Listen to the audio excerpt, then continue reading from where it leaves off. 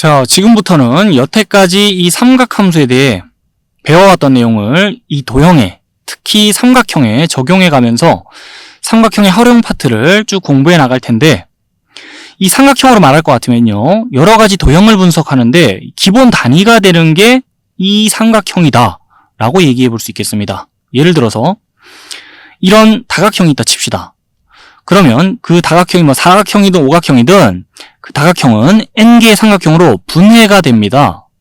그 말은 여러 개의 삼각형을 이어붙여서 어떤 다각형이든 만들어 볼 수 있겠다는 것이고, 자, 그럼 당연히 이 삼각형에 대해 잘 알고 있는 것이 저런 다각형을 분석하는데 도움이 많이 될 수밖에 없겠죠. 그리고 원도 마찬가지예요.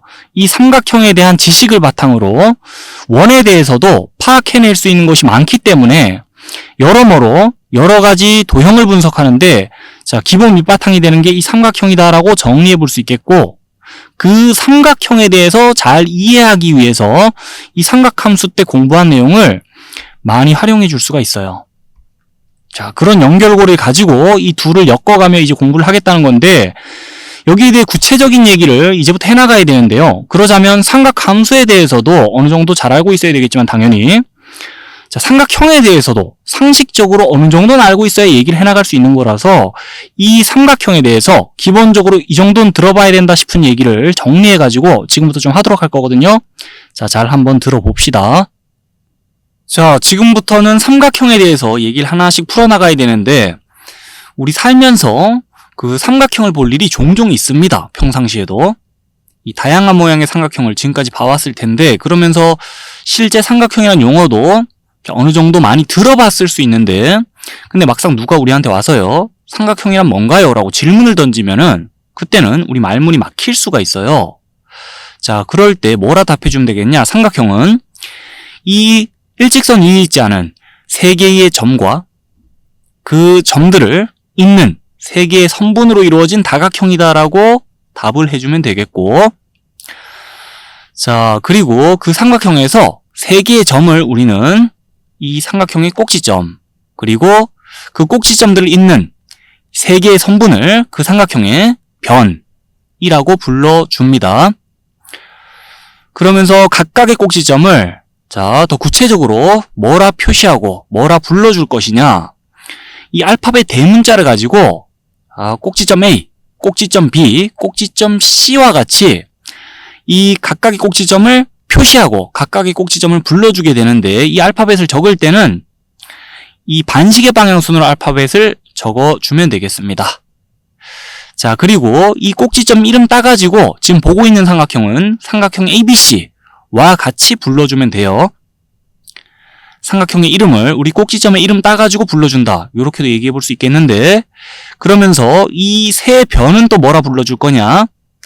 자, 이 변은 변 AB, 이 변은 변 BC, 이 변은 변 CA와 같이 불러주면 되겠고요. 요까지 들어뒀다면은, 자, 이제 좀 중요한 얘기 들어갑니다. 자, 각각의 꼭지점 주변에 보면은 이 삼각형이 끼고 있는 각이 보이죠? 세 각이 보이는데, 그 각을 뭐라 또 불러주고 뭐라 표시할 거냐?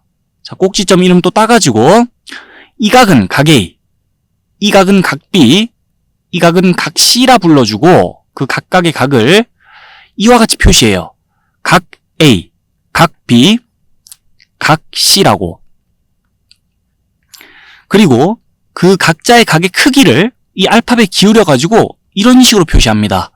예를 들어 각 A의 크기는 이렇게, 각 B의 크기는 이렇게, 각 C의 크기는 이렇게 표시하는데, 실제 삼각함수 활용 파트에서 수식을 보면은 이런 식으로 알파벳 기울여 놓은 채로 수식을 적어 나가는 경우가 많아요. 자, 그럼 그 수식을 봤을 때, 알파벳 기울여 놨네, 각의 크기 나타내는 거네 라고 알아채줘야 되겠습니다. 그 수식을 보면서.